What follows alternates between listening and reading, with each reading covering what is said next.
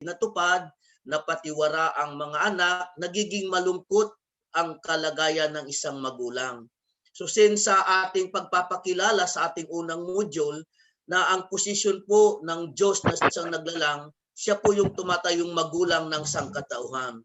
Para sa Diyos po, pag ito po yung nakikita sa ganitong mga kalagayan sitwasyon, nagiging malungkot po ang Diyos. No? Ito po yung dahilan. So ano ang naging mali? Ano ang pinagmula ng masama at paano nawala ng Diyos ang kanyang huwara na paglikha? Napakaganda yung nais, gusto ng Diyos. Pero bakit hindi po yun nakita? So ano po yung naging dahilan ng hindi natupad yung magandang nais ng Diyos? Ito po ay dahil sa ating unang ninuno na si Adan at Eva. No, nung si Adan at Eva po ay nilikha ng Diyos, mayroon pong ibinigay sa kanilang kautusan na dapat ay wag daw nila kainin ang bunga ng puno nitong tree of the knowledge of good and evil. So, ang unang naging dahilan po sa pagkakasala ng ating unang ninuno na si Adan at Eva ay hindi sa pagsunod sa kalooban ng Diyos. So sa halip na ang Diyos ang sinunod, ito po yung ahas. So sa buhay po ng tao, mayroon pong tukso. Kaya lang, depende po sa atin kung tayo ba ay magpapadala sa tukso. Bagamat ang magulang ay may mga payo sa kanilang mga anak, pero sino ba dapat ang susundin?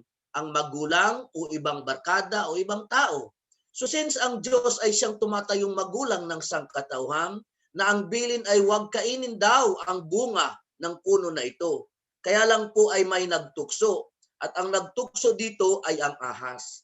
Kaya lang ang tanong dito, ito kaya ay literal na ahas? O ito rin kaya ay isang literal na puno na ang bunga pag kinain sila ay mapapahamak o mamamatay? Kaya napakahalaga din po yung misyon nitong Family Federation for World Peace at natin bilang mga blessed family upang matukoy natin kung ano pa talaga yung nagawang kasalanan ng ating unang ninuno na sa Adan at Eva. So pag nalaman natin kasi kung ano naging suliranin ng problema, yung solusyon po ay matutugunan din po natin. So dito po, hindi po talaga literal na kumain ng prutas ang ating unang ninuno na si Adan at Eva. So ano po yung patunay o katibayan na hindi talaga si literal na kumain ng prutas? Kasi ang Diyos daw ay pag-ibig. Bakit gagawin pa ng Diyos ang puno na ito tapos ipagbabawal din? Walang Diyos na maglalagay ng isang bagay sa isang lugar na ikakapahamak ng kanyang anak. So kung ito'y literal na puno, bakit ginawa pa yan? So hindi rin ito literal na prutas. Sabi kasi ng Diyos, pag kinain mo yan, ikaw ay mapapahamak o ikaw ay mamamatay. So ano ba ang pinakamahalaga sa atin o ano ba ang paborito nating pagkain? Ibibigay sa iyo. Eat all you can. Pero ang kapalit buhay mo, kaya mo bang ipagpalit yung buhay mo sa pagkain lamang? So hindi po yun literal na prutas. Kung hindi yan literal na prutas, ano po yan? So ano ang katotohanan ng naging kasalanan ng ating unang magulang? Si Adan at Eva, nung sila daw po ay nilikha ng Diyos, sila ay parehong hubot-hubad, ngunit hindi nila nadama ang kahiyan. No? Kinuha niya ang ilan ng prutas at kinain ito at siya rin ay kumain nito. Pagkatapos nalaman nila na sila ay hubad, kaya ginawa nila ang magtaki para sa kanilang sarili. Kung ang pagkakasala lamang ni Adan at Eva ay doon sa literal na sila ay kumain ng pagkain o prutas, kung sila man ay nahuli, so dapat ang tatakpan nila ay ang kanilang mga bibig o kung maaari, itago nila yung kanilang kamay na may hawak-hawak pang prutas. Pero nung sila ay nagkasala, nung sila ay sumuhay, nahiya sila, pero ang kanilang tinakpan daw ay yung kanilang masisilang bahagi ng katawan. May nagawa pong kasalanan si Adan at Eva. At ito rin ay makikita sa Job 31:33, tinago ko ang aking kasalanan gaya ng ginawa ni Adan sa pagtago ng aking kasalanan sa aking puso. Meron daw itinagong kasalanan si Adam and Eve. So ano yung tinago nila? Ang tinakpan nila yung kanilang masasilang bahagi ng kanilang katawan. Itinago ni Adan at Eva ang kanilang pribadong bahagi. So kung ito pong masisilang bahagi ng kanilang parte ng katawan ang tinakpan, so ito po din ay marahil ay mayroon ding connection sa kanilang pagkakasala. Ito po ay naging dahilan ng kanilang pagkakasala. Sa husgado po, pag ang tao ay nagkasala, ang hinahanap din ay ebidensya at ang itinatago din ay ebidensya. Kung itinago nila yung kanilang masisilang bahagi ng kanilang katawan, so it means yun ay may kinalaman sa kanilang pagkakasala. So ano po yung pwedeng magawang kasalanan ng sexual organ? So ang nangyari po sa ating unang ninuno ay nagkaroon po sila ng bawal na pag-ibig, pakikiapid. So ang tao, ang puno daw ay nagbubunga. Maging ang tao din po ay nagbubunga. Kung ang mga puno ay nagpaparami sa pamamagitan ng kanilang mga bunga, ang tao rin ay nagpaparami sa pamamagitan ng relasyong sexual. At ang bunga nila ay yung kanilang tinatawag na anak. Pag ang lalaki at babae nagkaroon ng relasyon, magbubunga yun ng tinatawag na anak. So dumadami din ang tao sa pamamagitan ng pagkakaroon ng sexual na relasyon. So kaya yung prutas po ay hindi yun literal, symbolic. So kaya ang nagawang pagkakasala ng ating unang ninuno ay yung tinatawag na bawal na pag-ibig. Bunga ng sexual na pag-ibig. So, yun po yung naging dahilan. So, ang nagpaaga at pinagbabawal na sexual na relasyon ng unang ninuno ng tao ang naging sanhi ng pagbabago ng lahi. Mula sa Diyos hanggang sa paghabol ni Satanas. So, una, ang naging kasalanan ng ating unang ninuno ay ang hindi pagsunod sa ating magulang. Sa halip, ang sinunod nila ay yung ahas, na kung saan yung ahas yun yung tatawag na si Satanas. So nabago yung lahi. Sa halip na ang lahi ng Diyos ang lumaganap, so lahi po ni Satanas ang lumaganap. Marami po mga patibay, patunay na tayo po ay nanggaling sa lahi ni Satanas. Maging ito rin ay pinapangaral ng ating Panginoong Jesucristo na sabi, kayo ay mga lahi ng mga ulupong. So, ano po yung ulupong? Ahas. Sino nagtukso kay Adan at Eva? Ahas. Sino yung ahas? Yun po ay si Satanas. So ang masakla po na nangyari na sa halip na lahi ng Diyos lumaganap sa mundong ibabaw na ito, ang naglaganap po ay lahi na mayroong pag-angkin si Satanas dahil sa bawal na relasyong nagawa ng ating unang ninuno. Ito yung pinagmulan ng lahat ng kasamaan ng tao. Kaya dito po natin maintindihan, maunawaan, bakit sinasabi na ang tao hindi pa daw ipinapanganak, nasa tiyan pa lang ay may kasalanan na. So paano ba nabubuo yung bata? Sa pagkakaroon po ng relasyon. So kaya ang pinagmulan po natin na ating ninuno na si Adan at Eva ay pagkaroon po nila kasi ng bawal na relasyon. Kaya naipapasa ito generation to generation, yung salin-salin lahi. No, mayroong pag-angkin sa atin si Satanas. Yun po yung naging masaklap na nangyari na hindi ginusto ng Diyos. So, ang tao po kasi ay mayroon po tayong responsibilidad. Ito po yung tatlong yugto ng buhay na dapat nating tutunan. Itong tinatawag na formation, completion, growth, and completion. So, dito po sa top ng growth stage po kasi si Adan at Eva, dito po sila nagkasala. So, dapat makamtan, marating nila itong tinatawag na completion stage. No? Kung saan ito po upang magkaroon sila ng kalayaan upang ipahayag ang pag-ibig. So nais ko pong ipabatid sa inyo na ang sex po ay hindi po yan masama. Ito po ay banal at sagrado kung ito po ay kayo'y mag-asawa. May basbas, may permisyo ng Diyos na kung kayo ay tinatawag na mag-asawa. So ang nangyari po sa ating unang ninuno, hindi po nila natanggap yung blessing ni God. No? Kaya ito po, mga resulta ng pagkakasala ni Adan at Eva, ang pagkawala ng tatlong mga pagpapala. So ito rin po yung dahilan, no, kung bakit nagkasala si Adam and Eve. Hindi po nila natupad o nasunod yung nais ng Diyos, yung tatlong basbas ng pagpapala na ibinigay sa kanila o pinagkaloob sa kanila. Ito po ay pagsasariwa, pagbabalik doon sa ating naunang natalakay na ito po sana ang unang nais na mangyari ng ating unang ninuno na si Adan at Eva.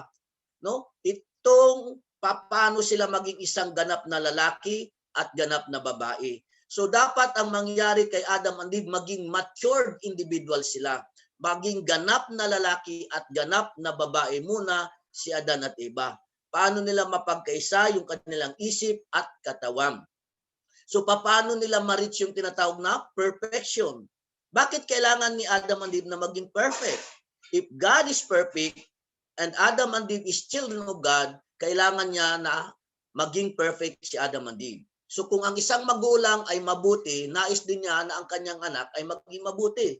Pag ang Diyos ay mapagmahal, gusto niya rin yung kanyang anak ay mapagmahal. So kung ang Diyos ay banal, dapat ang kanyang mga anak ay maging banal. No, kaya ito yung unang responsibilidad na dapat ma-attain ng ating unang ninuno na si Adan at Eva, no? Kung ito po ay natupad, no? Kaya lang ang masaklap, hindi po nangyari yan kay Adam and Eve, no? Nabigo po ang Diyos, no? Na makita sa kay Adan at Eva yung pagiging isang ganap nilang lalaki at ganap na babae. Kaya kung titingnan mo sa ngayon din, anong nangyari? Dahil sa minana po natin, ito po yung naging resulta. Ito bang mga ganitong gawain ay ito ba'y gawain ng isang matinong tao? No, dapat ang unang responsibilidad ay mapagkaisa daw ang ating isipan at ang ating katawan. Kaya alam ng tao naman kung ano yung mabuti at masama. So, ibig sabihin, kung ang tao ay gumagawa ng ganitong mga bisyo, ibig sabihin ay hindi nila nagagawang mapagkaisa ang kanilang mga isipan at ang kanilang sarili. No? Kaya ito po ang dahilan, no, na nagkaroon ng problema. So kung nagawa kasi sana ni Adan at Eva na sila ay naging isang ganap na lalaki at ganap na babae, papasok po dito yung blessing, yung marriage. So pag naging isang mabait na lalaki at mabait na babae, pag nagsasama sila, magkakaroon sana sila ng mabuting relasyon. No? Makikita sana yung tinatawag na tunay na pag-ibig. No, kaya meron po talagang tinatawag na forever. Pag ang pagmamahalan daw ng lalaki at babae ay nakasentro sa Diyos, meron pong tinatawag na forever. Kaya lang, ang naging sentro ng pagmamahalan ni Adan at Eva, sa halip nga na ang Diyos, ang sentro ng kanilang pagmamahalan ay nakasentro kay Satanas. No, kaya nasira po itong plano nito. Kaya yung pamilya nagkaroon din ng mga problema. Marami pong tinatawag na mga broken family, no? Marami pong mga napapabayaan o minsan napatiwara ng mga pamilya na kung saan ang naapektuhan ay yung mga anak. So ito po yung masakit sa isang magulang. Ito rin ang kung tayo man ay magulang, no, nagkaroon tayo ng anak, nagkaroon ng pamilya, nagkawatak-watak, napakasakit po sa ating puso 'yan. Ganun din po yung nararamdaman ng Diyos. No? Sa bawat pamilya nagkakawatak-watak, sa bawat mga pamilya nagkakahiwalay, sumasakit ang kalooban po ng Diyos. Yun po yung realidad sa ngayon. So dahil sa nagawang kasalanan ni Adan at Eva, ito po yung naipasa, no? Kaya lagana po yung tinatawag na immorality, no? No? Kung saan nandiyan yung tinatawag na sakit na nakakahawa, no? And then ang bansang Pilipinas, no, kung saan sa Asia, no, number 1 pa po yung Pilipinas, no, na kung saan ay sa pinakamaraming mga kababaihan na nagdadalang tao na ang iba na anakan lang. O ang mahirap kung hindi seryosohin. Kaya napakarami pong naghihirap. So ang paghihirap din po na nangyari sa ating bansa, ito po ay hindi problema ng gobyerno, no? No, ito po ay problema ng pag-aasawa ng napakaaga. So lalo na po ngayon, no? So ngayon marami, basta maging talino ka lang, masipag ka lang, makakapagtapos ka, magkaroon ka ng magandang kinabukasan. Pero kung titingnan po natin yung mga kabataan, no? Hindi pa nakapagtapos sa pag-aaral, nag-asawa na, no? Kaya ang mga magulang nagsasakripisyo.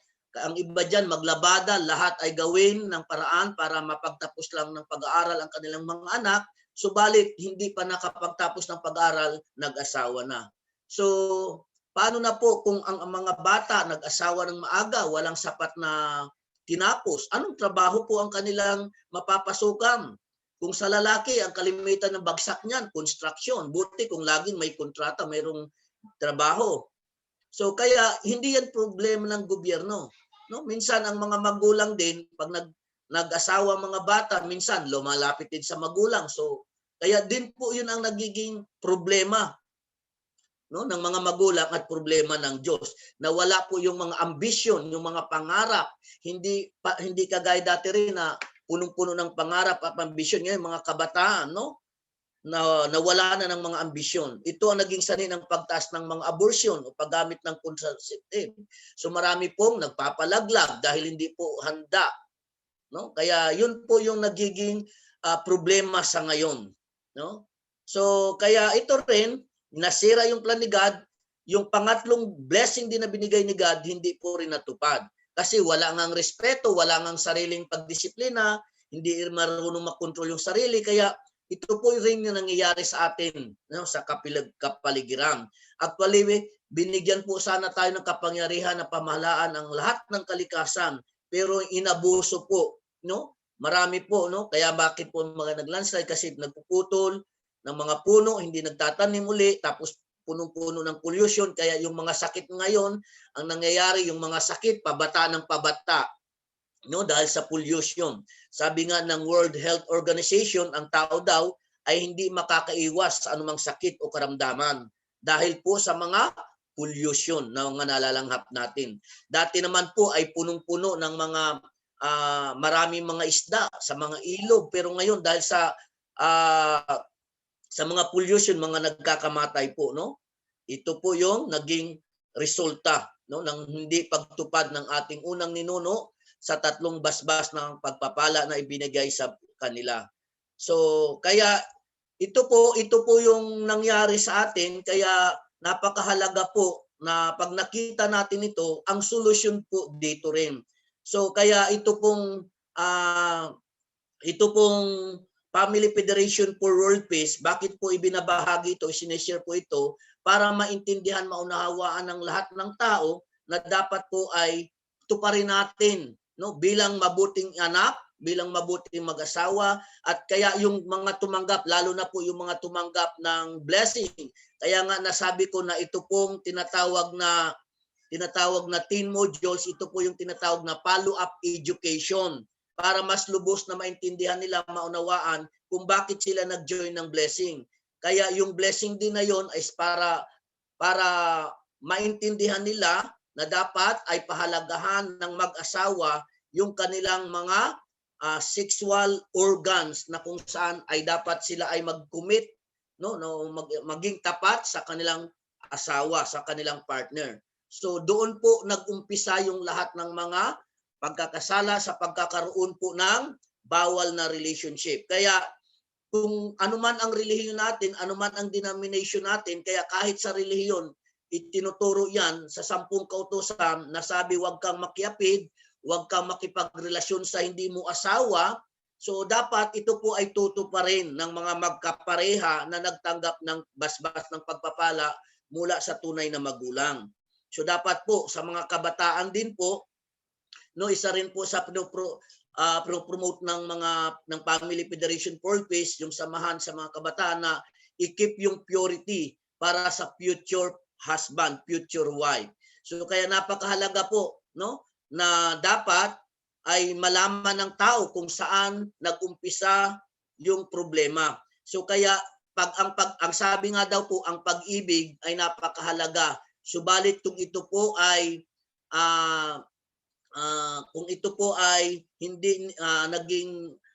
hindi nila tinupad yung kanilang responsibilidad, so ito doon ay magiging sanhi ng kamalasan at pagdurusa. Kaya ang tanging layunin din po talaga ng Family Federation for World Peace, no, ay mapagpatibay yung pagsasama ng mag-asawa. So nakita natin kung ano yung problema, so ang solusyon dito din po, no? Pinakita yung plan ni God at yung problem. Ang problem po, hindi po nasunod yung 3 basbas ng pagpapala. So ito rin po yung magiging solusyon. Kaya lahat po na tao na maging nandirito po nakikinig, so ang layunin lang po ng Diyos ay paano natin tuparin yung 3 basbas ng pagpapala, kung paano po tayo maging mabuting mga individual. Kung tayo po ay single, tapos paano po tayo maging mabuting mag-asawa, maging mabuting magulang. At sa mga kababaihan, kalalakihan na mga binata at dalaga, kung paano po natin i-keep yung purity natin.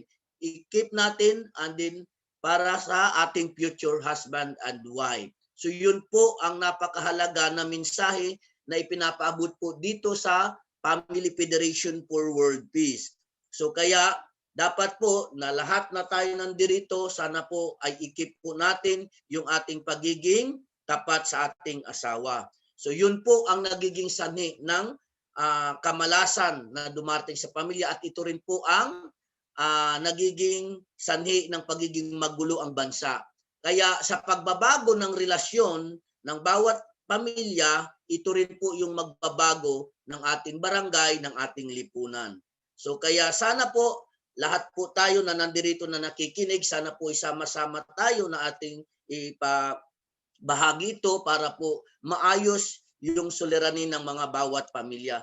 So kung ito lang po ay mapalaganap, no, sa bawat isa, kaya nga kung bakit daw ang isang taong nakagawa ng krimen ay malaya na naglalakbay o na malaya na nakakalakad kasi wala pong nag-expose ng kanilang kasalanan. So ang mission po ng Family Federation for World Peace ay para ma-expose din po sa tao kung ano yung nagawang pagkakasala ng ating unang ninuno na si Adan at Eva, para ang tao po ay mailayo sa pagkakasala, no? Para hindi na po natin ulitin, no, yung nagawa nilang pagkakamali. So okay, so muli, so marami pong salamat. Sana po sa maikling presentation na ito ay may natutunan po tayo. And then kung sino man po yung mayroong katanungan ay pwede po kayong magtanong habang may oras po tayo. Marami pong salamat. God bless you po.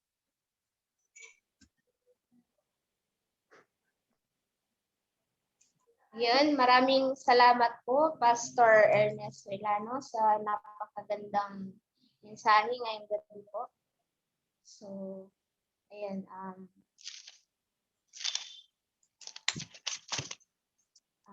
Yung title po ng ating lecture na yun is yung pagkasira na original na pamilya. So, sa ngayong gabi po ay magtatawag po ako na magbibigay ng reflection. So, yan po. Sino po yung gustong magbigay ng reflection? Volunteer po.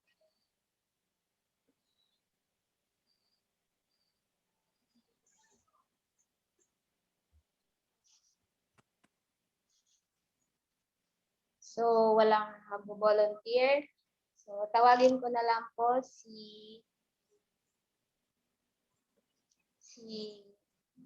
Tatay Manuel. Let's welcome Tatay Manuel Vitora. Magandang gabi po. Narinig po? Magandang gabi rin po. Narinig po? Yes po. Magandang gabi po sa lahat ng dumalo sa araw na ito. Ang reflection ko po sa araw na binigay ni Pastor ay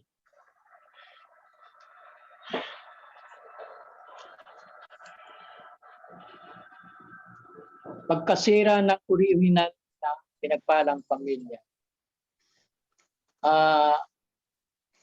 Siguro naman lahat tayo sa tagal ng mga panahon, alam natin kung paano nagkasala ang unang ninuno natin na si Eva at Adan. Dahil sa kanila, nagkaroon po tayo ng maraming problema. Sabi ko, sige, tsagiyain ko na lang. Imbis na tayo po, kung hindi nagkamali ang ating unang mga magulang, siguro po, hindi natin dadanasin ang mga bagay na sa ngayon. Dahil sa pagkakasala ng ating mga magulang, dahil sa kasalanan nila, nasakop po tayo, nakuha po tayo ni Satanas. Kaya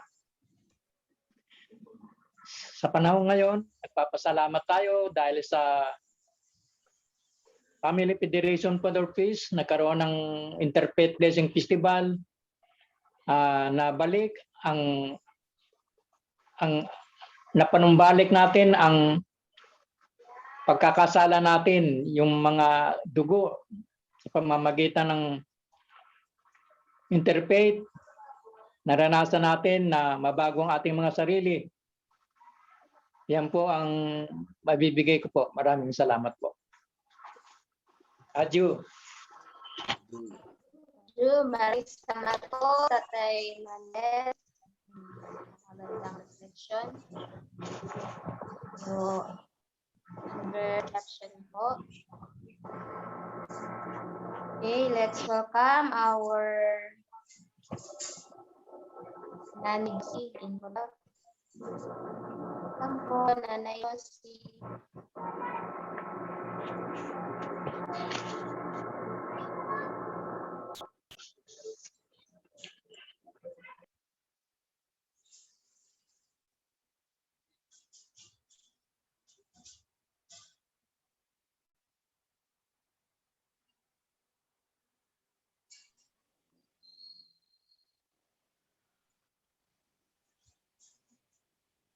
Hello, Nay.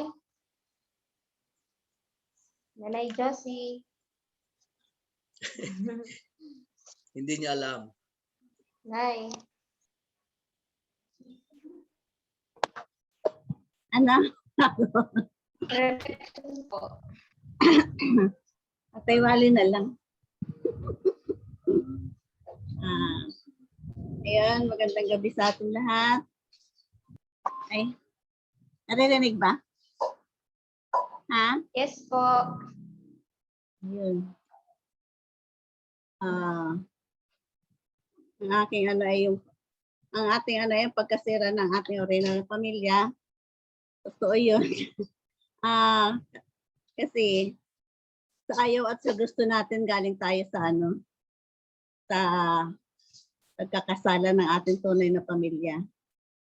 Kasi ang ating tunay na magulang ay nagkasala kasi hindi nila nasunod yung pag-uutos ni God.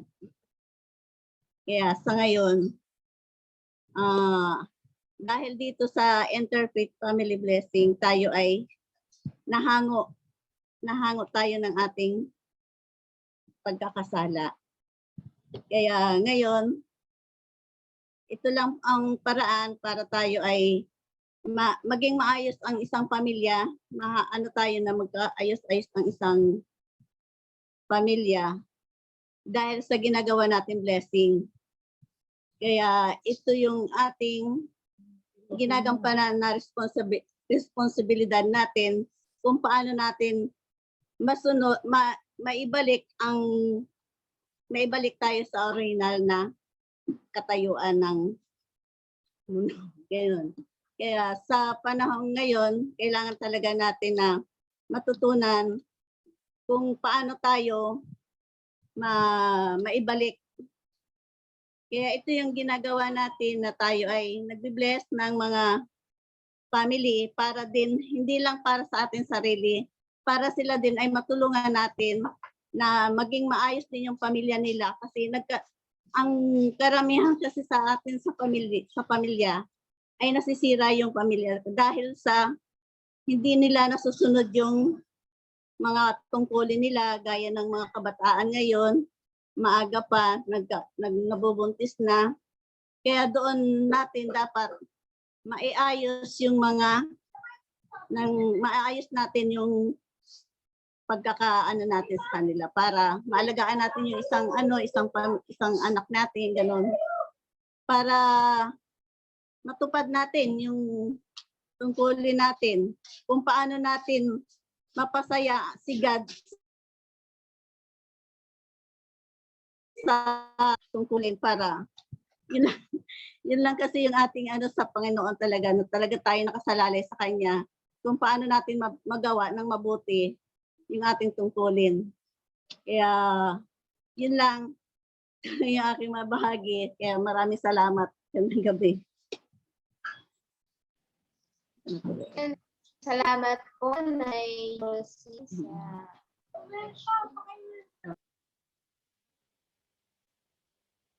So, next ko pong tatawagin, isa po siyang home core member, si Sir Romeo Noyan. Okay, let's come po.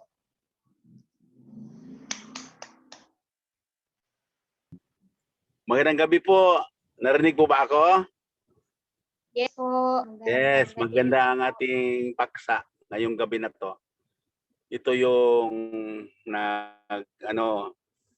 nagbigay ng kaalaman sa lahat kung saan nagmula yung original na kasalanan ng tao, no? So, importante ito, lalo na ngayon, nakikita natin maraming broken families, teenage pregnancy, kasi di po nila naintindihan po, no? So, thank you so much dahil dito naintindihan natin na kaya pala sa Bible, sa John 8:44, no? Sinasabi doon na kayong lahat ay mga lahi sa inyong amang Diablo. Paano tayo nagkalahi? Wala namang lahi kung walang relationship na sexual. Tama po? Pag sabing lahi ako ng aking tatay, so yung nanay at tatay ko mayroong ginagawa. So paano kaya ang tao naging lahi ng Diablo? So mayroong spiritual na sexual relationship si Eve at si Lucifer na tinatawag na ahas. So until now, maraming di nakaalam na hindi pala tunay na prutas yung kinakain nila, kundi ito ay isang pinagbabawal na relasyon habang sila ay mga bata pa po, no? Si Adam and Eve, mag-grow sila like pure brother and sister. No kissing, no hugging, no sex. So yung sinabi sa Bible na do not eat the fruit, actually ang sinabi ni God, no sex before marriage. O hindi lang yung ganun ngayon lang sinasabi. Yung sinasabing no sex before marriage, yun ang warning ni God ni Adam and Eve. Wala silang ibang kasalanan na pwedeng magawa. Hindi man po sila magnakaw. Dami naman pagkain doon. Hindi sila pwedeng magchismis kasi sila lang mang dalawa doon. Anong possible na sin makomit nila? Premarital sex. Yun po yun. Kayong kasalanan nila, makikita natin ngayon sa paligid natin. Imagine mo, for example, yung si Mrs. pumuntang ibang bansa.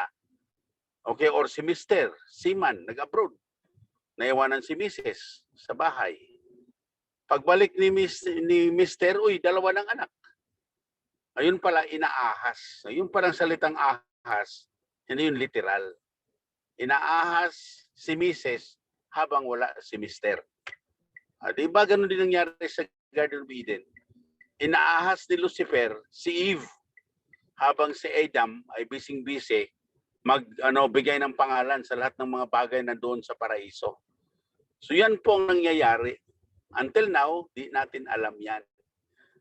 Thank you sa lecture. Magandang pagka-deliver, no?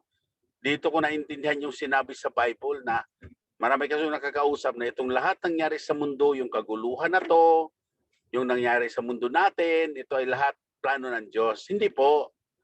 Kasi kung plano ng Diyos ito, bakit siya nagsisisi? Tingnan niyo po sa Genesis 6:6. Sinasabi doon, pinagsisihan kong nilikha ko ang tao. Nagbigay ito ng matinding hapdi ng aking damdamin. You see? O ano sabihin nating plano? Hindi po tumupad ang ating unang mga magulang. Hindi na sinunod yung utos na no sex before marriage. Nagkaroon sila ng isang malaswa na relasyon na hindi po binabasbas ng Diyos. So yung lahi nga nasunod natin, hindi lahi galing kay God. Lahi ito na galing sa Diablo. That's why. Okay? Yan ang dahilan na kailangan natin ng salvation. Kailangan natin ng Savior. Diba sabi ni Jesus Christ sa Matthew 5:48, you must be perfect because our Father in heaven is perfect. Paano mo sabing perfect yung tao? Ibit-bit yung dugo ng yawa. Bit-bit niya yung dugo ng Diablo. Tama po? That's why lahat ng tao sa mundo kailangan ng tagapagligtas para mabasbasan at malinisan yung dugo, lahi ng dyablo nga nasa ating kaugat-ugatan. So yan, makikita na sa history, di po ba? Ano bang matinding krimen ngayon nagawa ng tao? Hindi naman nakaw, hindi chismis, kundi immoralidad. Tama po? Pamilyar ba natin si Mayor Sanchez doon sa Kalawan? O anong atraso niya? Nagnakaw? Or nang rape? Minatay pa, di ba? O si Congressman Halusos? O yun, nahusos. Ha? Immoral din po. Anong krimen ba ni David? Di ba? Pinapatay si Uriah. Sinasabak siya sa digmaan para mapatay at makuha niya si Bathsheba. O di ba? O sino bang pinakamalakas na tao sa history ng Biblia? Si Samson. O si Samson, tinatalo ba ng 1,000 sundalo? Hindi. Nakatalo sa kanya isang mahinhin na babae na ang pangalan ay sino? Delilah. Di ba?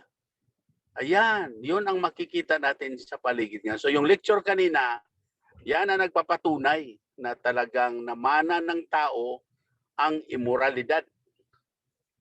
So thank you po. Napakagandang pagka-present po ang lecture natin. Tagalog na Tagalog po, no? Natutunan po natin lahat ito.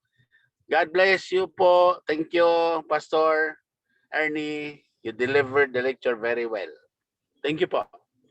So much po, Sir Rio Yana.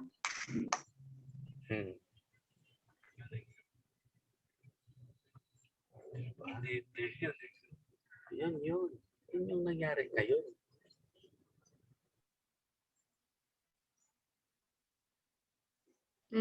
Sino gusto magbigay ng reflection?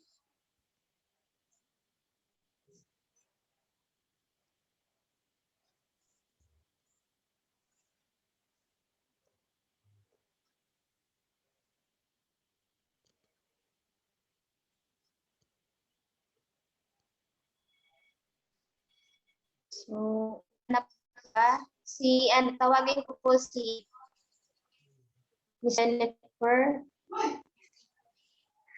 Hello po, Ate Jen.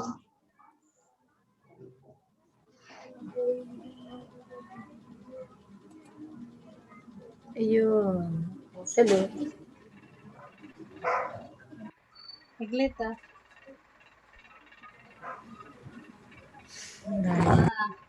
Ayan.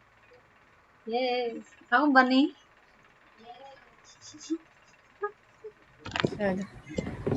Okay, good evening po sa lahat. Good evening po, Pas. Good evening sa lahat ng mga blessed families po na andito. Especially po sa ating mga HTM din. And all brothers and sisters. So, thank you so much po. So, reflection on natatawa ako sa reflection ni Kuya Romy. Tapos, yun. Totoo yun, no, na yung naging kasalanan ng unang ninuno natin is, yun talaga yung, yun yung nakikita ngayon sa society natin. At saka, yun din yung na-abuse, na-misuse ng halos lahat ng tao, no, yung immorality. Kaya, na tayo yung naging bunga ng pagkakasala ng ating unang mga ninuno, no? Somehow po kasi yung Biblia nababasa naman po ng lahat. Wait lang. Yung Biblia nababasa naman po ng lahat po ng relihiyon.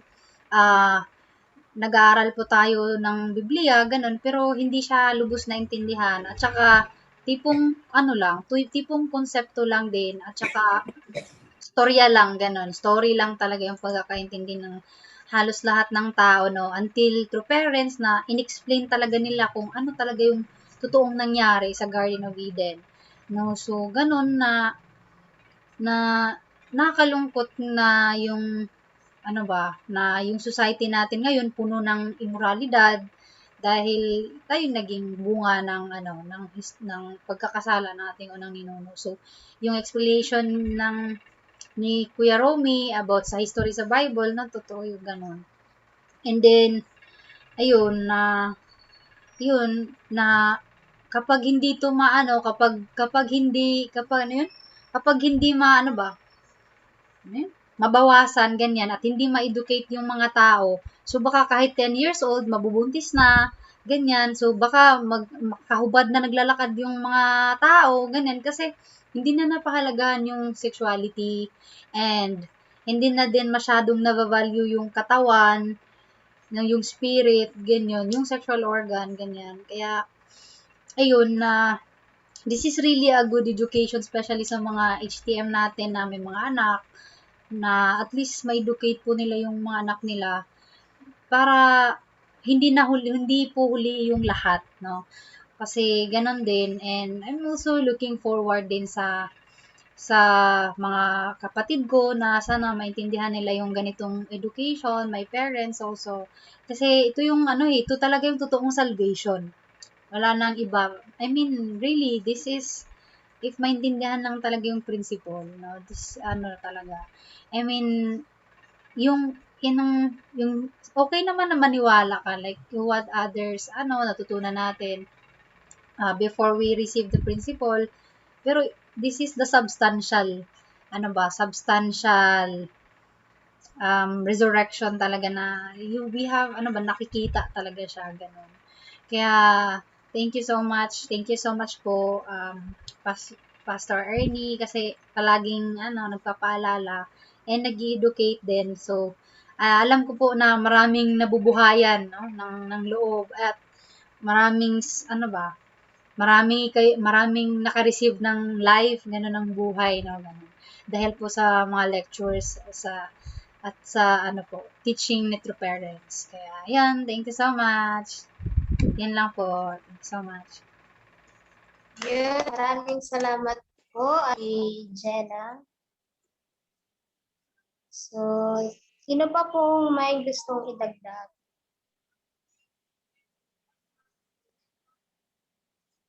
Si Ma'am.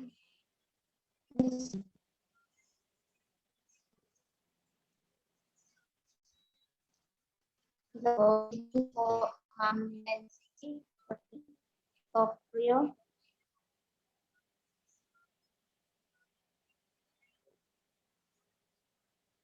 Pa-unmute, Ate Linda. Hindi ka marinig, Ate Linda.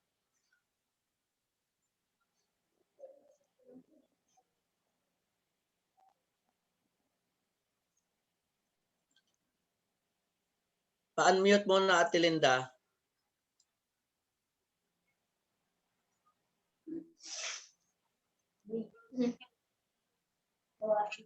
Hindi marinig. Hello po. Hindi po marinig.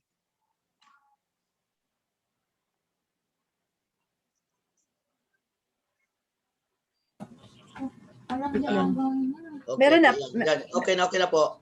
Meron na po? Oh. Okay. Meron na po. Okay, good evening po sa lahat. Kay Pastor at sa mga kasama po natin. Good evening po. Gusto ko lang po magtanong dito regarding dun sa ating yung topic po natin. Na alam po natin is tinalakay ni Pastor na tayo'y nanggaling sa may pagkakamali na nangyayari. Nasa tiyan ka pa naman, ang baby natin kung meron kang asawa at nagkaroon kayo ng anak.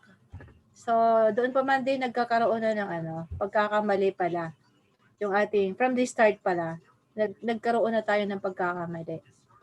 Ang tanong ko po dito, di ba we're trying hard to be good?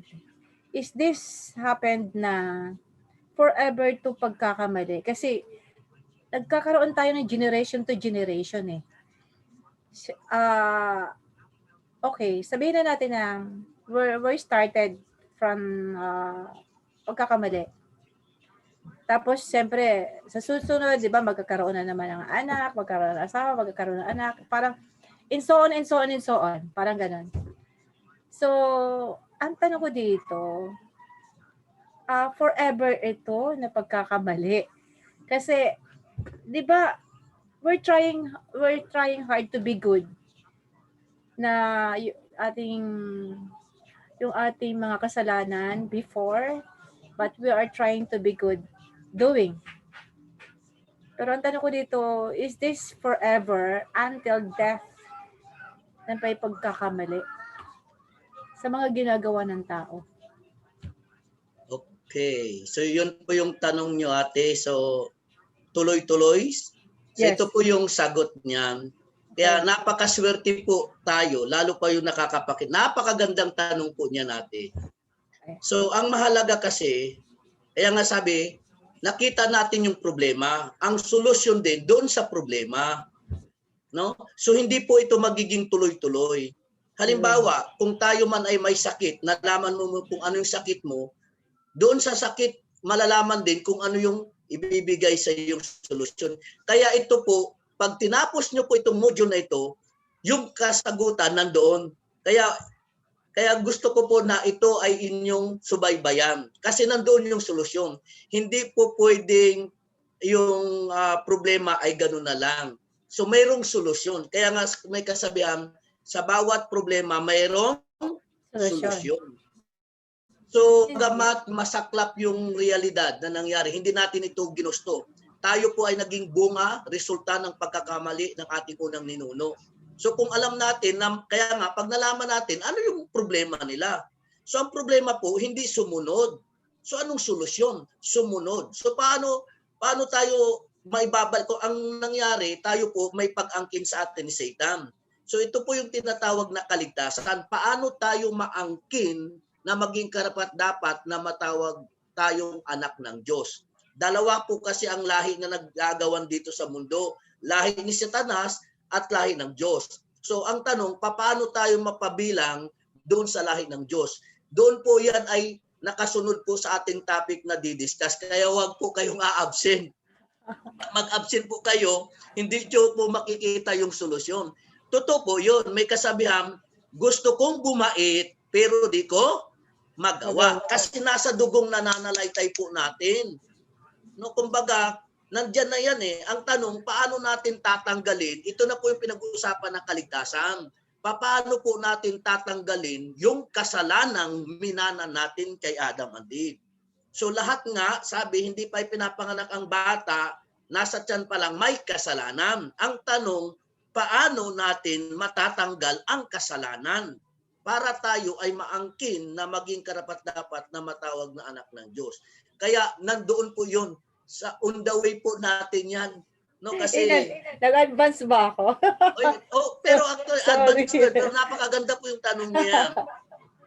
Kaya totoo po yun. Kasi kumbaga, pinapakita, actually ito pong pinag-aralan po natin, ito po ay simplified divine principle. Kaya nga, actually napakaganda yung sinare ni Kuya Romy, nadagdagan. Actually, pahapyaw lang po talaga ito. Ang divine principle niyan, pinag-aaralan may 7 days, may 21 days, may 40 days. So ito po, sinimplified namin. Parang short lang ba? Parang pahapyaw lang. Kaya yung tanong mo ay madadaanan din po natin yan. So totoo po yan. Kaya nga dito, pinapamulat natin kung ano yung naging problema. No? And then, paano natin masusolusyonan. Kaya dito po, hindi po tayo nagpo-promote. Ang pinopromote po natin talaga dito, paano natin maibalik yung ating tamang relasyon sa Diyos, relasyon ng mag-asawa, kasi si God wala po siyang relihiyon. Kaya kahit anong relihiyon na kinabibilangan nila, pag sila, nagsisimba nga sila, ang tanong, asawa ba yung kasama nila o bakit baka kabit nila? Kung titingnan po natin ang problema sa tao, pare-pareho lang. Ang problema po sa tao, hindi sila makasunod, hindi nila sinusunod. Kaya nga kahit yung 10 Commandments, nakalagay po yung 10 Commandments. Huwag kang makiapid, huwag kang makipagrelasyon sa hindi mo asawa. Kahit anong relihiyon pa, ang tao, pag sila nakipagrelasyon sa kasalanan po yun. Ang pinakamatindi at pinakamabigat na kasalanan ay pag na-misuse po nila yung kanilang sexual organ. Kaya nga sabi, pag ikaw daw ay tumingin sa babae na may pagnanasa, no, ikaw ay nagkasala na. Pag ikaw daw pag ang mata daw ang naging sanhi ng iyong kasalanan, mabuti pang dukutin yung mata mo kaysa mapunta ka sa impyerno. Kung ang kamay ang dahilan ng pagkakasala, putulin ang kamay kaysa mapunta ka sa... Paano na kung ang sexual organ ang naging dahilan ng pagkakasala? Nagkakamalas-malas po ang buhay ng pamilya.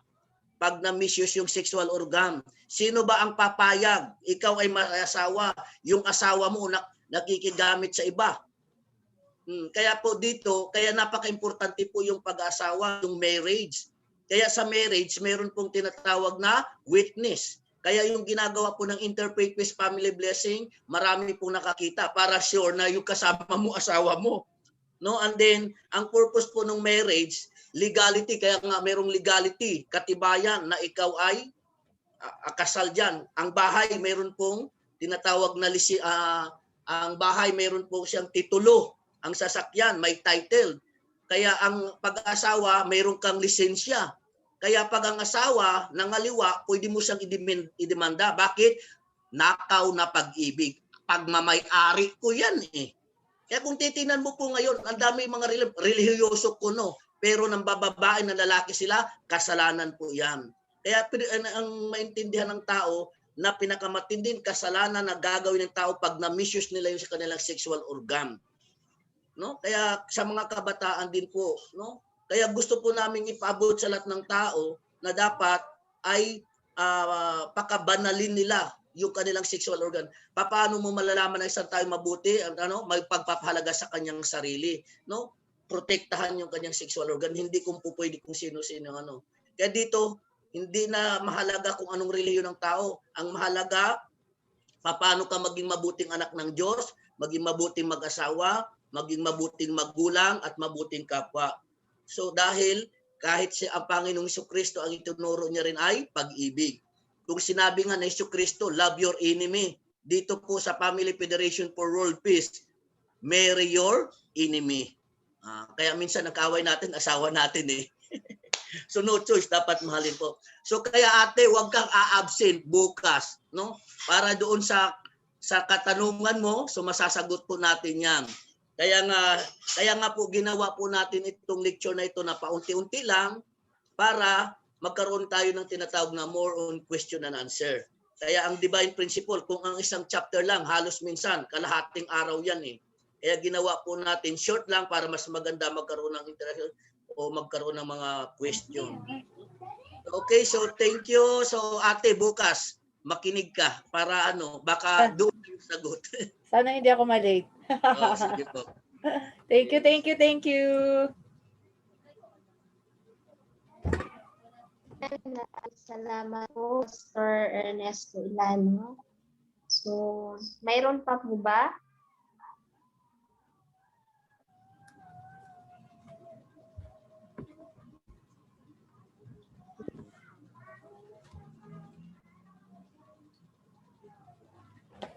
Okay. Tawagin po natin si Kuya Raby.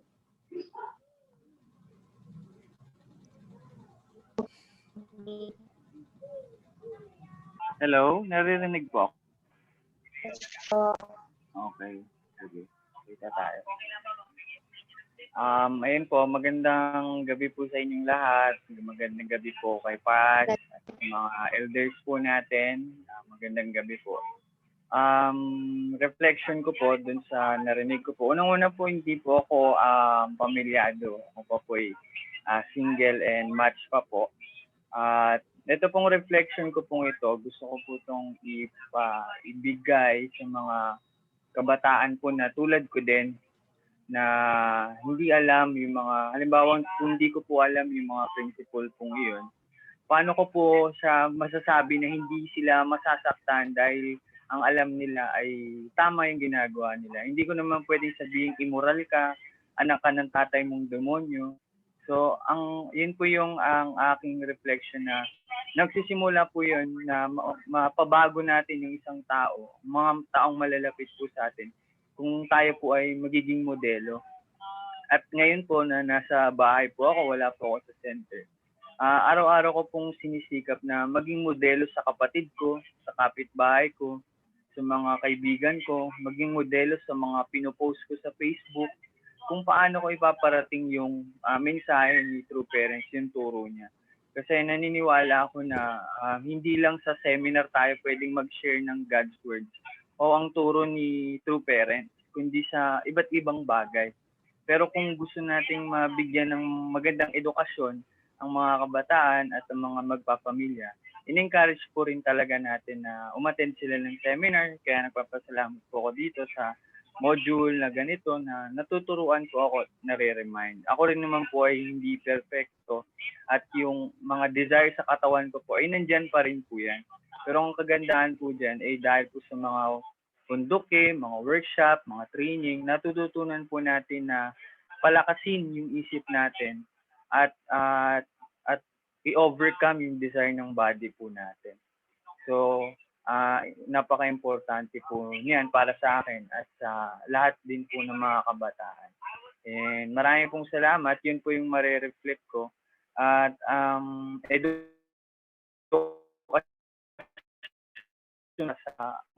gusto talaga natin magbago, hindi po nagsisimula yan sa ibang tao, sasabihan kang magbago ka.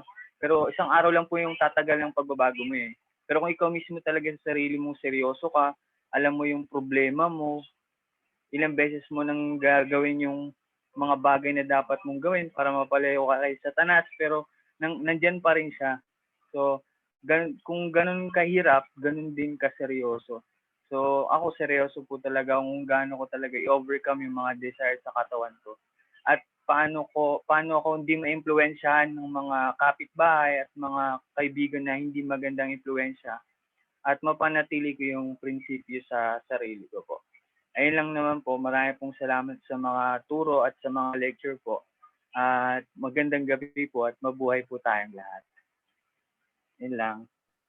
Maraming salamat, Kuya Raby, sa napakagandang message.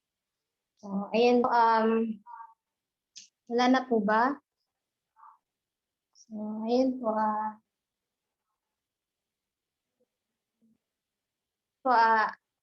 ako bilang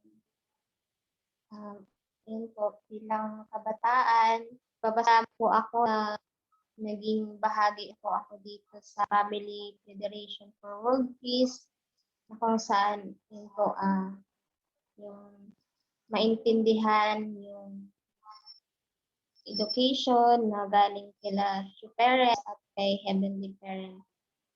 Kaya ayun po through sa akin, yun po, hindi kailangan ayun po, baguhin yung wag nang ulitin kung ano man yung nangyari sa unang nuno na si Adan at Eve. So, yan po. Maraming salamat din po sa lahat ng mga leaders na nag-educate po tsaka sa mga blessed family at mga brothers and sisters po. So, yun po, yun lang po. Marami pong salamat sa pag-join po dito sa Module 10.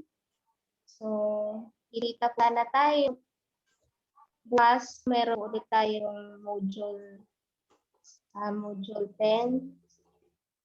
So, sana po pag-join po kayo. Lahat po na nandito ngayon. Sana po bukas ay rest po kayo.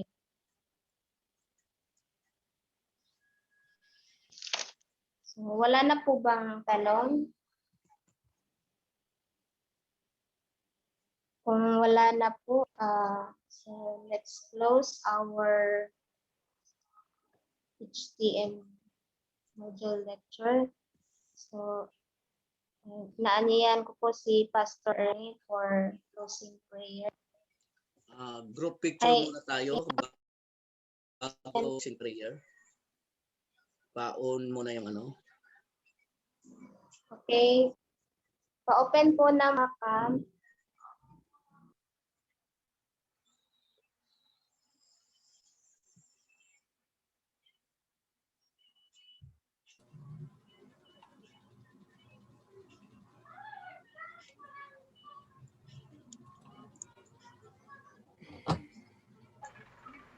Ako na po ang magka-capture.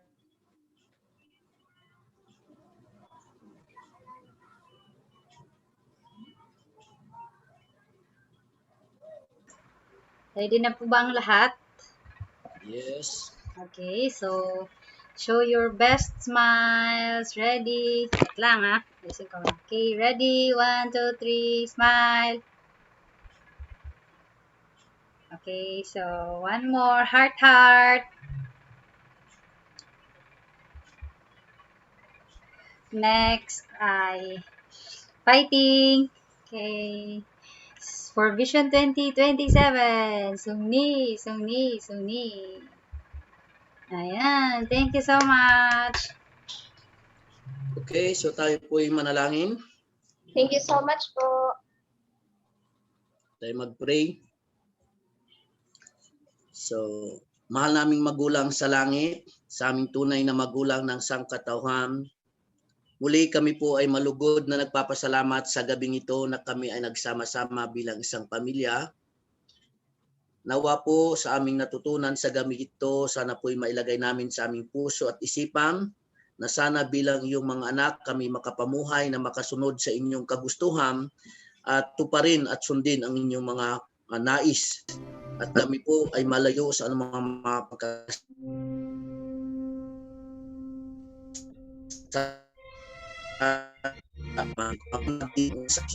turuan niyo po kami magpatawad, turuan niyo po kaming maging malakas na anuman ang mga pagsubok na dumating sa bawat isa sa amin, ito po yung aming mapaglagpasan at mapagtagumpayan. Sana po yung lahat pong nakapakinig sa gabing ito, sana po ay gamitin niyo pong instrumento para maibahagi ang kanilang kaalaman na natutunan nito, lalong-lalo na po kung ano yung naging sanhi ng pagkakasala ng aming unang ninuno na si Adan at Eva, upang ang lahat ay maprotektahan at mapalagana po ang inyong lahi dito sa mundong ibabaw na ito.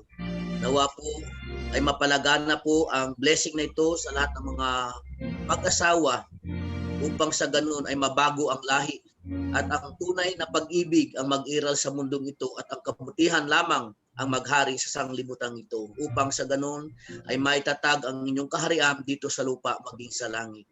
Bigyan niyo po kami ng kalakasan ng aming pangangatawan upang ito po ay maggamit namin sa kabutihan, lalong-lalo na po sa paglilingkod sa inyo. Muli ang lahat ng papuri at pasasalamat ay nais po namin ibalik sa pangalan ni Jesucristo, sa tunay na magulang, sa lahat ng mga tumanggap ng basbas ng pagpapala mula sa tunay na magulang at sa aming pangalan, Ernesto Anjatsu Kumorila, Bliss Central Family.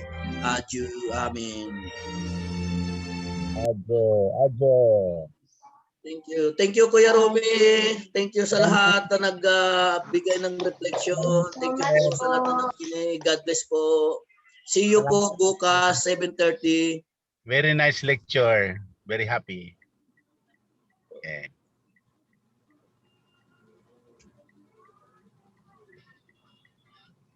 Maning hapon ta.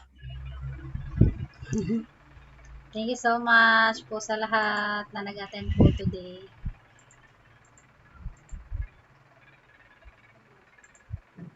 Okay, good night everyone. Good night.